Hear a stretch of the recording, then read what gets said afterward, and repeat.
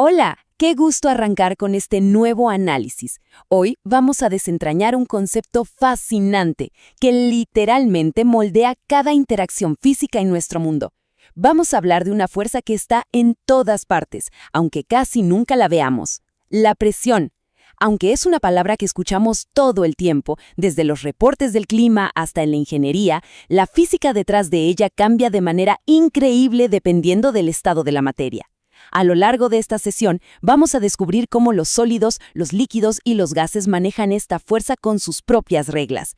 Es un recorrido genial que va desde la rigidez total hasta la libertad absoluta de las partículas.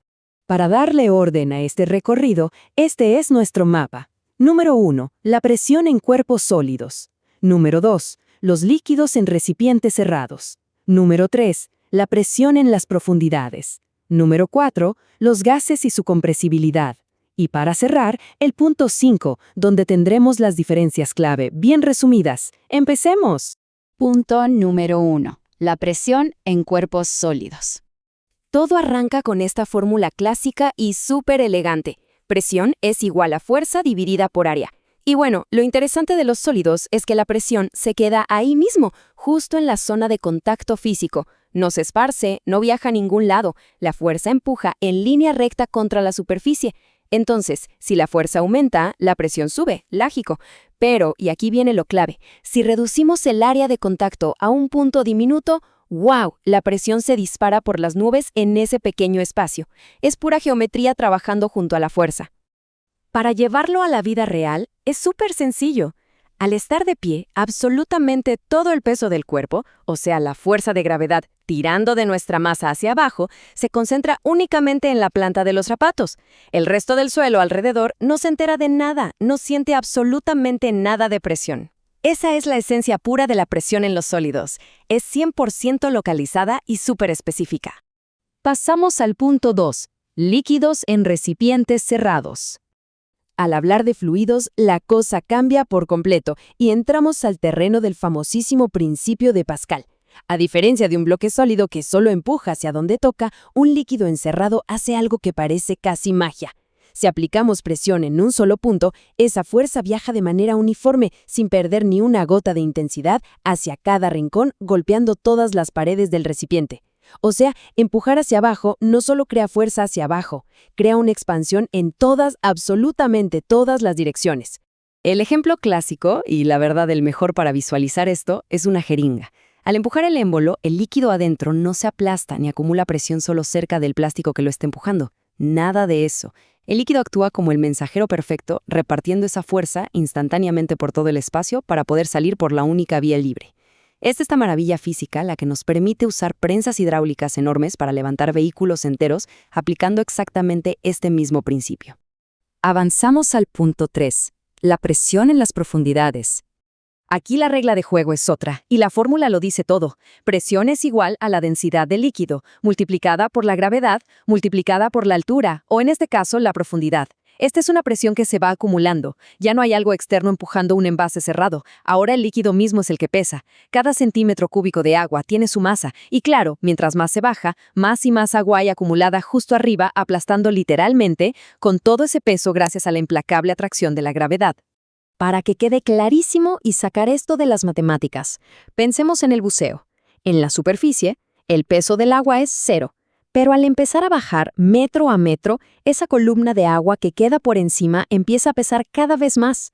El cuerpo físico siente una compresión tremenda desde todos lados, dictada única y exclusivamente por la cantidad de metros que se haya descendido. Así de impactante. Entonces, mucho ojo con no confundir estos dos escenarios de los líquidos, porque entender esto es clave. Por un lado, si el líquido está encerrado y lo empujamos, la presión es exactamente igual en todas partes, es una constante. Pero por otro lado, si el líquido está abierto y es profundo, la presión jamás es constante, va cambiando. Arriba es ligerita y en el fondo es brutalmente pesada. Tenemos el mismo estado de la materia en ambos casos, sí, pero con reglas físicas diametralmente opuestas. Llegamos al punto 4, los gases y su compresibilidad. Ahora, si hacemos un zoom a nivel microscópico, un gas es básicamente una colección loquísima de partículas moviéndose a toda velocidad, chocando sin parar entre ellas y contra las paredes.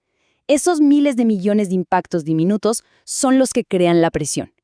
Y lo que realmente separa a los gases de los líquidos es una palabra clave: compresibilidad. Como hay muchísimo espacio libre entre las partículas, es facilísimo aplastarlas y juntarlas. Si subimos la temperatura, se aceleran y golpean con más fuerza, subiendo la presión. Y si achicamos el espacio, pues chocan más seguido y otra vez la presión se va para arriba. Puede sonar un poco abstracto, pero es facilísimo de ver en una pelota o un balón deportivo. Al inflarlo, estamos metiendo millones de moléculas que empiezan a rebotar furiosamente desde el centro hacia afuera. Y como están empujando en absolutamente todas las direcciones, logran esa forma esférica perfecta y dan esa sensación de firmeza. Toda esa tensión no es más que un montón de partículas invisibles intentando escapar de su encierro. Es una locura cuando lo pensamos así.